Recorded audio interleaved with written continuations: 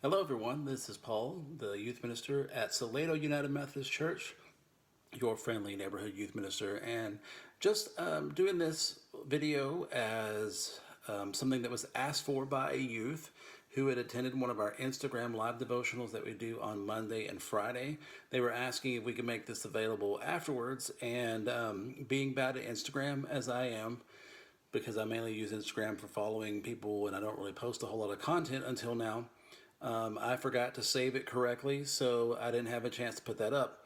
But I did want to go ahead and do the devotional, both this one from last Friday and the one that we did on Monday. And we're going to put those up on the youth Facebook page, the church YouTube channel, which I hope will be live soon, and make these available on Twitter too if you want to listen to them there, and on Instagrams for those of y'all that missed it before. Hopefully you got to see it within the first 24 hours after it was up. So this devotion we're going to talk about today is we're going to be in 1 Corinthians 13, and this is a pretty famous passage. You've probably heard it a few places before. Man, my hair got crazy when I had that hat on earlier. So here is the passage. 1 Corinthians 13, I'm reading from the NIV, in case you're wondering the translation. If I speak in the tongues of men and of angels, but have not love, I am only a resounding gong or a clanging cymbal. If I have the gift of prophecy and can fathom all mysteries and all knowledge, and if I have a faith that can move mountains, but have not love, I am nothing. If I give all I possess to the poor and surrender my body to the flames, but have not love, I gain nothing. Love is patient. Love is kind, it does not envy, it does not boast, it is not proud, it is not rude. It is not self-seeking, it is not easily angered, it keeps no record of wrongs. Love does not delight in evil, but rejoices with the truth. It always protects, always trusts, always hopes, always perseveres. Love never fails. But where there are prophecies, they will cease, where there are tongues, they will be stilled, where there is knowledge, it will pass away.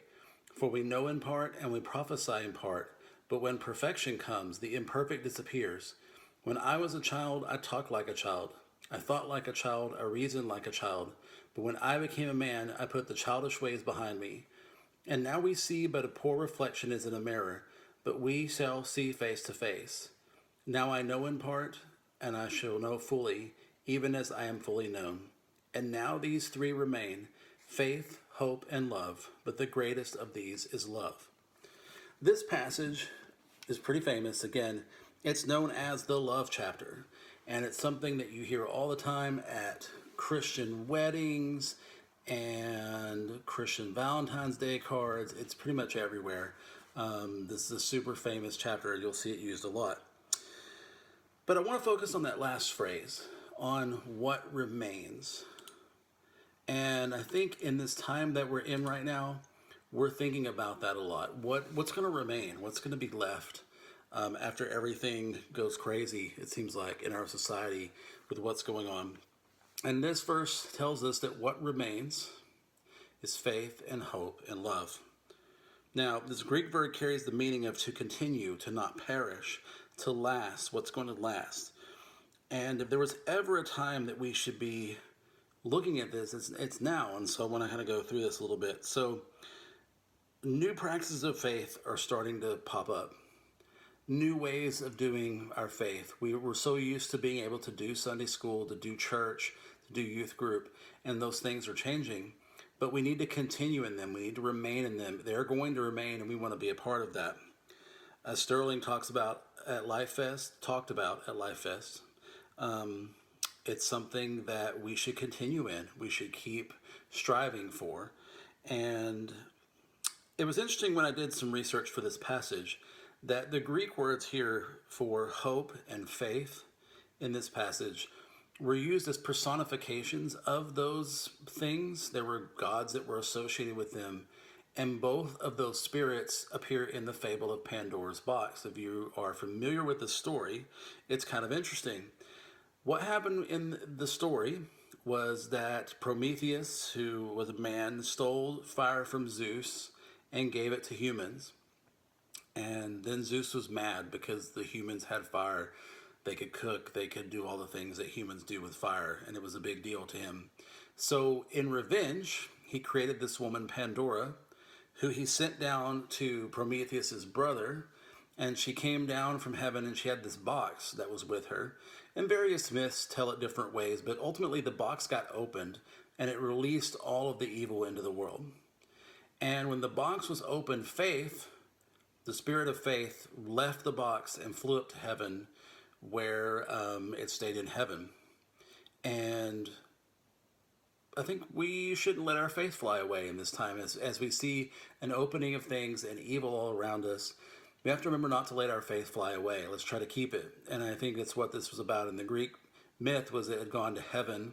We should find our faith in heaven and pull it, to ourselves. I mean, you can get, how you want out of that myth. But I think for us as Christians, like having faith, learning to see faith is important in these times. But in the myth, hope remained in the jar. It was the only thing that remained in the jar after all the other stuff flew out. And so the Greeks debated this a lot. Why did hope remain? But for us, we know why hope remains, because God's with us.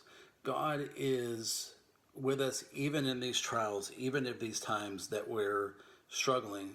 God's with us. And the third thing that remains, besides faith and hope, of course, is love.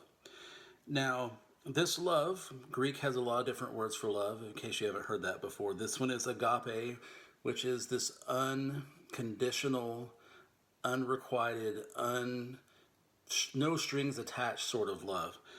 The other Greek words for love, phileo, friend love, eros, romantic love, philauta, which is love of self, all those different words. I hope I pronounced that right, because no one knows how to pronounce all this Greek stuff. But anyway, so all these different types of love. Agape is very different. It's the one that is how God loves us and as we should love other people.